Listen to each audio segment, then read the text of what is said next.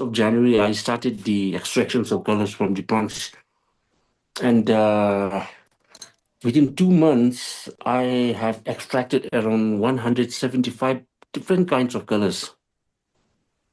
So I brought around 7, 8 plants uh, from a very high altitude.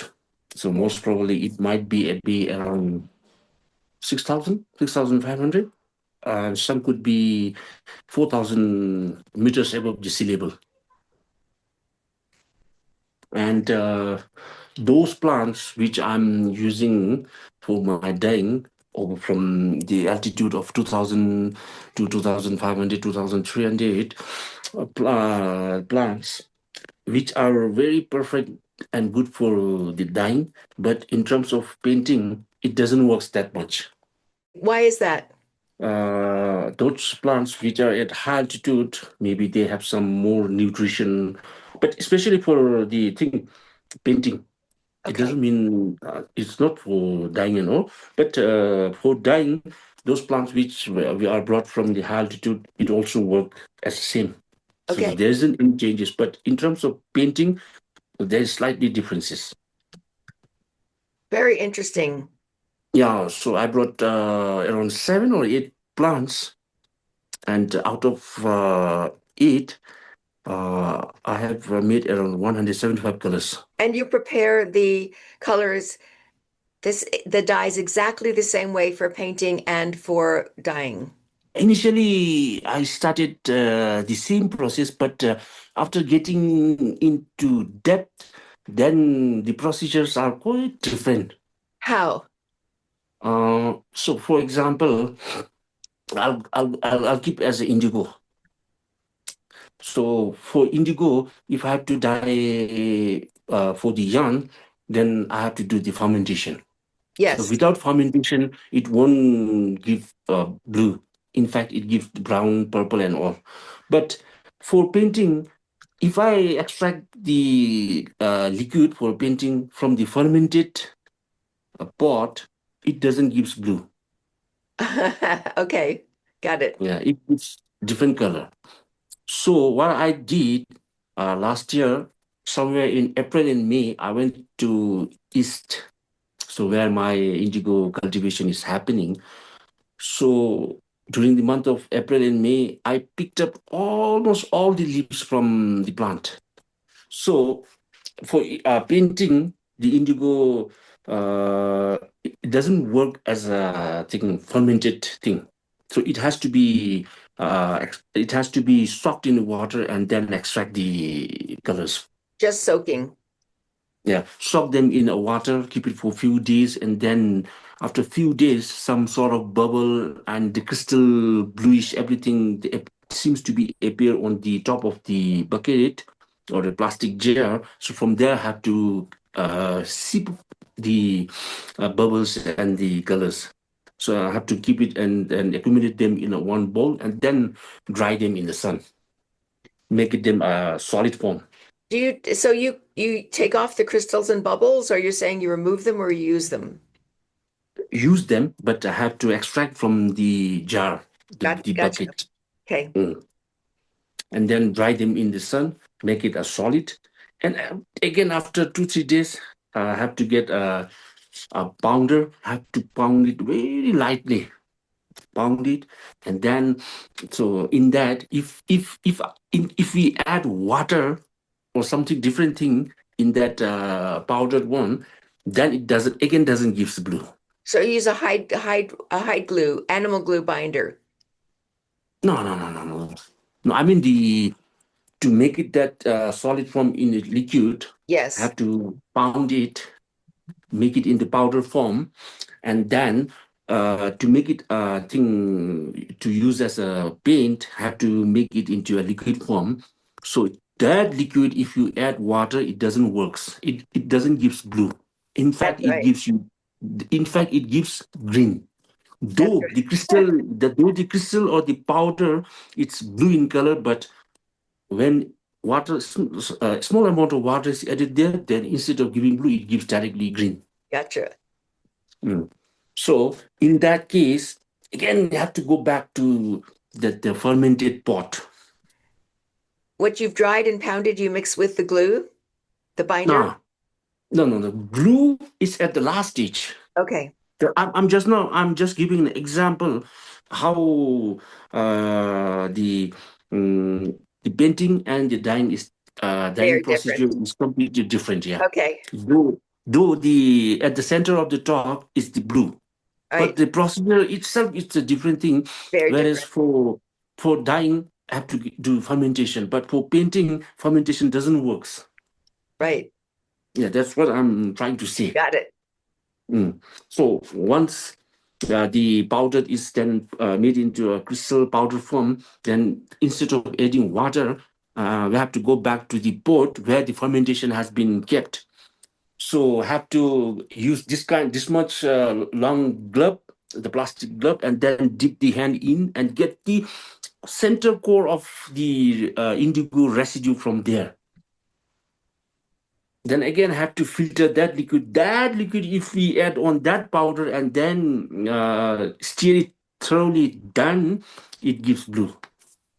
Other colors, I have no doubt that even if we put it, even if we mix up with the water, it's not going to shade the color because they are all strong. They're effective with the sun, water, and everything. But in terms of blue, I'm having a slight doubt because I cannot use the fermented liquid for the colors. It has to be extracted directly from the leaves plants. So if it was in case of the yarn, the fermentation process, it's best. And even if you once the yarn has been dyed, even if you wash with water or even if you keep it in the sun, there isn't any effect. It doesn't shade its color or the water doesn't wash away. But here in terms of painting, I'm having slightly doubt that especially the blue. If water falls over there, it may go off with water, but with light, it won't go. This procedure, I think it's almost 11, 12 years. It's very difficult because it's very complicated procedure to extract colors from the plant. The tough, I had a tough time. I have to sacrifice everything. Once the extraction work is started, then I cannot say this is daytime, this is nighttime, that I can sleep at night, I can wake up in the daytime, morning, and all. Once the procedure is started, then I'm not getting even time. I cannot say that it's a daytime or a nighttime. I have to keep on focusing that thing. Yeah.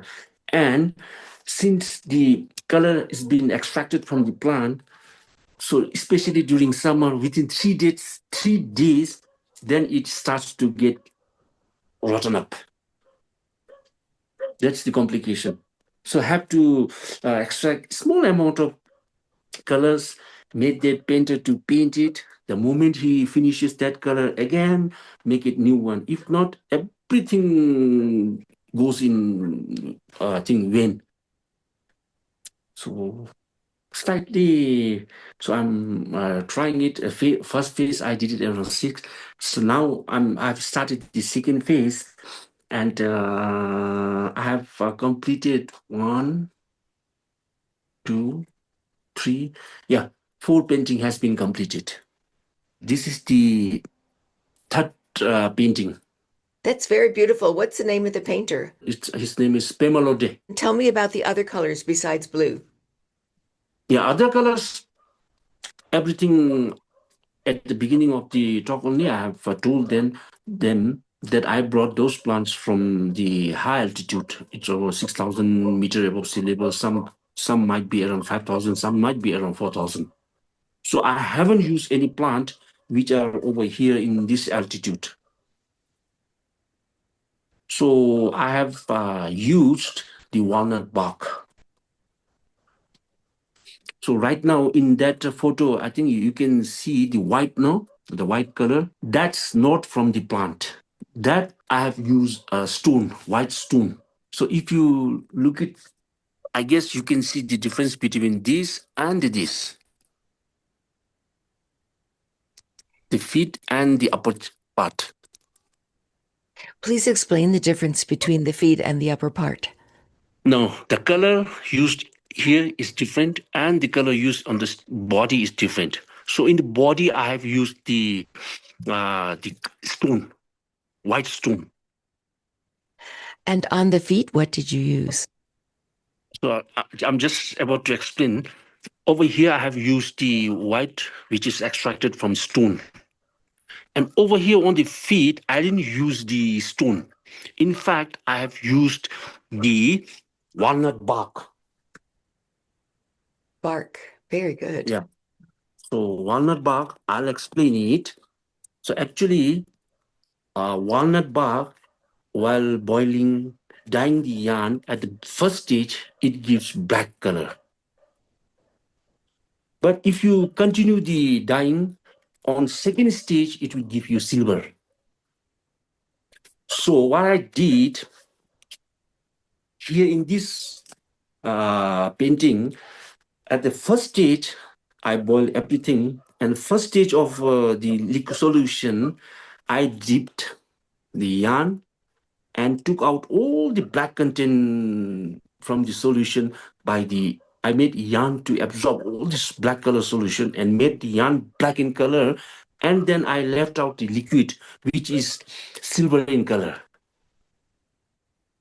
So now the liquid is silver. So I added little amount, slight, around 1-2 grams of yellow over there, and 1-2 grams of black in it, and then I stir up, and then that's the color I have used.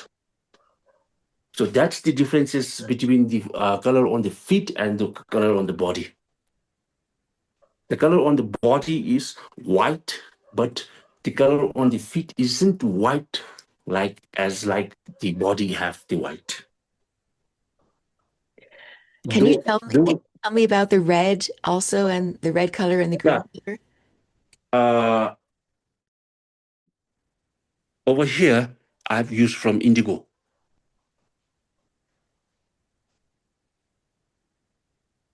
And this is also from indigo. And if you come over here, you can see two colors over here, one pink and one some sort of golden yellow, no?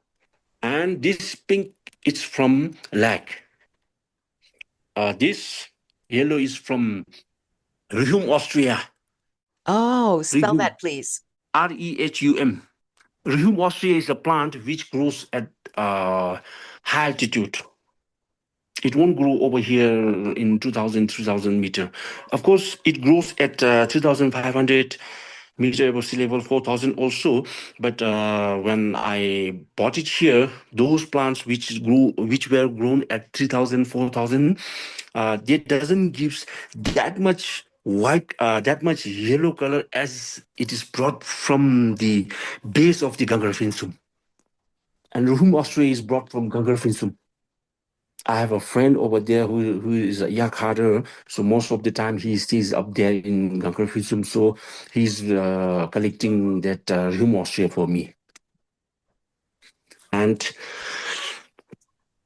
this it's from lac, and this is also from lac, and this is from the madder. Again, this is from walnut bark. Yeah, walnut bark, indigo, madder, lac. It's all the same.